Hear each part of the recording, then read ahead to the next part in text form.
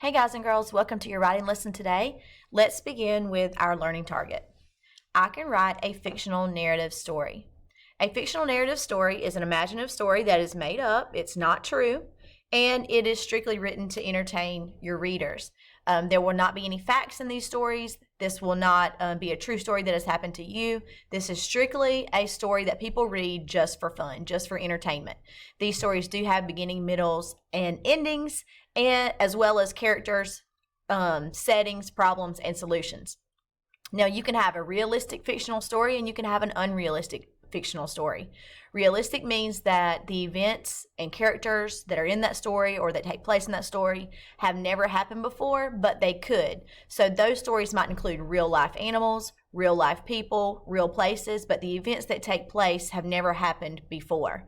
Now, unrealistic fictional stories, on the other hand, these stories are going to include like magic or talking animals, fictional settings, fictional places, characters like mermaids or dragons. These things cannot really happen in real life. That's just a fiction story that's made up. That would be unrealistic. So it doesn't matter whether or not your fictional narrative story is realistic or unrealistic. Just know that the events that take place have never happened before and that readers are reading these stories just for fun. Let's review what we've planned out so far. The first thing that we planned out as we are beginning to write our first fictional narrative story is we decided whether or not our story was going to be realistic or unrealistic. Now, for my story, I decided on realistic, which means I'm going to have some real humans in my story and some events that could happen in real life. They never have, but they could. We've also planned out our main character. This is going to be who your story is mostly going to be about. My story is going to be mostly about Cody. He's 8 years old. He likes adventures, he likes reading, and he really likes learning and reading about animals. Now, your secondary characters that you've planned out are going to be characters that are going to help move your story along. They're going to be in the story, but they're not going to be who the story is all about. Remember, Cody is my main character, but I'm also going to have a character in my story named Alex. That's going to be Cody's best friend. He's very shy. I'm also going to have a character in my story named Sarah. She's very friendly and works at the zookeeper. She's a zookeeper at the zoo, and she works in the petting zoo. And then I'm going to have a character named Mr. Larson, which is going to be Cody and Alex's second grade teacher.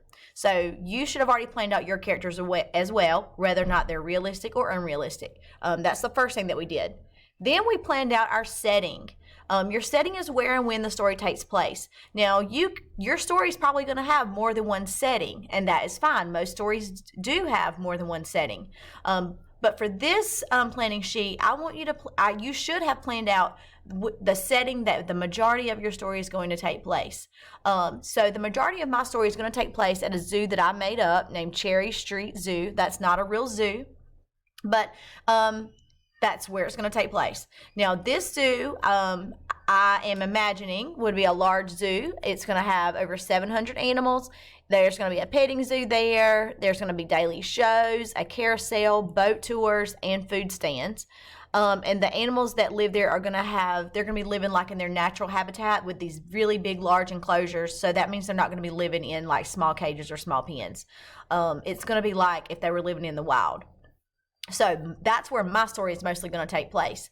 When is my story mostly going to take place? It's going to be in the springtime on a school field trip during the daytime. So you should have planned out when and where the majority of your story is going to take place. Now, if you have additional scene settings, that's fine. I'm going to have one. I'm going to have another setting in my story is going to be the petting zoo. That's going to have goats, deer, sheep, and chickens. Now, make sure as you're planning out your characters and your setting that they go together.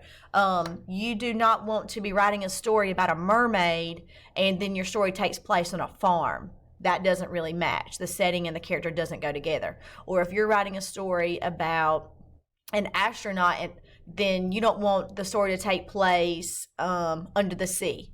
That wouldn't match. So make sure that your characters match your setting and they go together. My characters are humans, 8 years old. and my setting is at the zoo because he likes animals, and he's at school on a field trip. So my setting and my characters go together.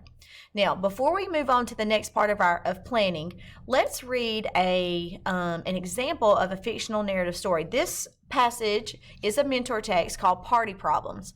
This is a fictional narrative story. Now, as I read it, I want you to pay attention to the characters, the main character, the main setting, and the problem. Okay, so the title of this story is Party Problems. Let's see if I can get my pointer. Here we go. Mom, is there anything else I can do to help get ready for my birthday party this evening? Asked Katie. I think we are all set, Katie, but I'm hoping this storm is going to clear, Katie's mother said. It should be okay. It hasn't rained. It's just a little lightning and thunder, Katie's dad added. Just then there was a loud crack of thunder. Next, all of the lights went off in the house. Oh no, Mom, if we have no electricity, what will we do about my party? Katie asked as she began to cry. Don't cry, Katie. We'll think of something, her mother told her. Well, I think the lights will be out for some time. The lights at all of the houses on our street are out, said her father. Mom and Dad, what are we going to do? My friends are going to be here soon, Katie said. She was crying even more. Maybe we can move the party to the backyard. You said that it's not raining, right? Katie's mother asked Katie's father. There's no rain and the storm seems to be clearing out. I don't hear the thunder anymore, he replied. Do you think that will work, Mom? It's still so dark outside, Katie said. We can light a fire in the fire pit. Dad can bring out the camping lanterns too, Katie's mom said. You're right, Mom. Your mom is right, Katie. This could work. Take down those streamers and decorations. We can put them up outside, her dad said. Katie and her mom decorated the backyard. Her dad grabbed the lanterns. He put them around the yard. Last, he lit the fire in the fire pit. Wow, this was a great idea, Mom. It looks so nice out here. There's a lot of light from the fire and lanterns, Katie said. I think we saved your party. Look at that. Look at the magic that can happen when we work together. Now we'll just wait for your friends, said Katie's mom. They sat in the backyard, proud of their hard work. Katie was happy that her party was still going to happen. She couldn't wait for her friends to get there. Okay, so this fictional narrative story is realistic. How do I know it's realistic? Because there are real people in this story. There's real places at their home, their backyard. Real things are happening, like birthday parties and like electricity going out and them saving the party. All of the things that happen in this story could really happen in real life. So this is a realistic fiction story. So now I need your help. I'm going to grab my pen and we're going to take red and we're going to underline the main character. Who was the story mostly about? Whose party was it? The title was Party Problems. So who are we talking? Who's the party about? Who is every single sentence about? Mom, is there anything else I can do to help get ready for my party this evening? Asked Katie. So who's the main character? It is Katie. That is right.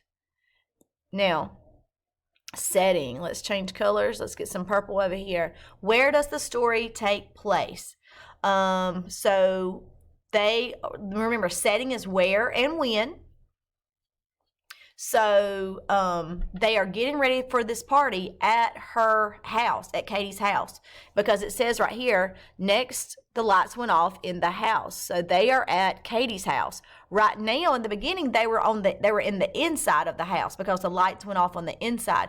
But then towards the end of the story, they moved outside. They're still at her house, but they're in the backyard. So this story does have more than one setting, inside the house, and outside the house in the backyard. And then lastly, let's identify the problem.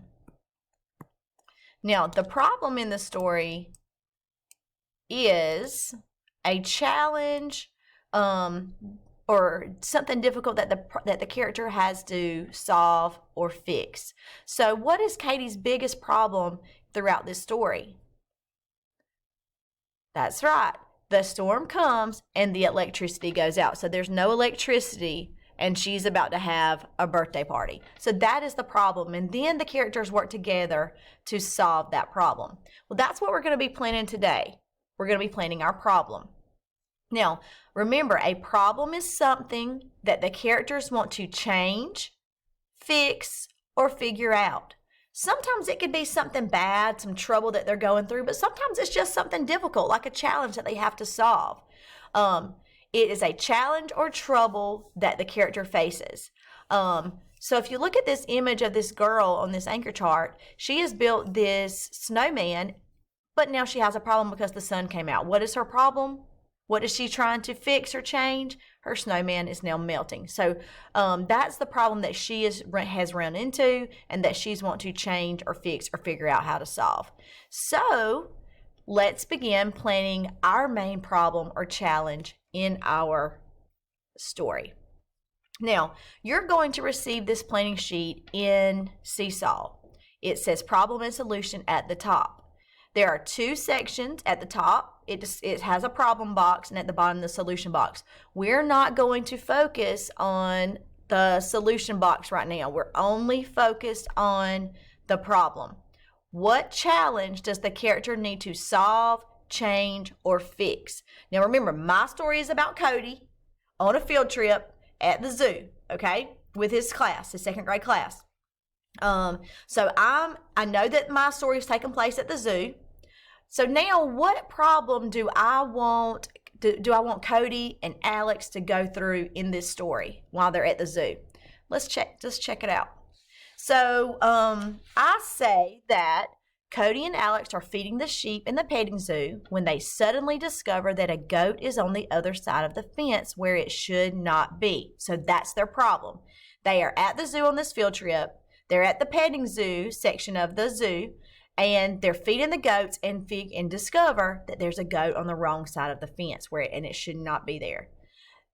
They think they have left the door open. They don't have any more coins left to bring the goat back in with food. They need to find a way to get the goat back into the enclosure before their teacher, Mr. Larson, or the zookeeper, Sarah, figures out what has happened. Okay, so the boys have went into the petting zoo to feed the goats. When they went in the gate, a goat got out. Now, they've got to figure out how to get the goat back in the cage, into the fence, without their teacher finding out and without the zookeeper, Miss Sarah, finding out. That's my character's problem in my story. Now, it's your turn. I want you to plan out your problem in your story. What challenge is your character's going to go through to try to solve, fix, or change in your story? Think about your characters that you've already planned. Think about your setting that you've already planned. And now what problem are they going to run into? Make sure it all matches. Happy writing, y'all.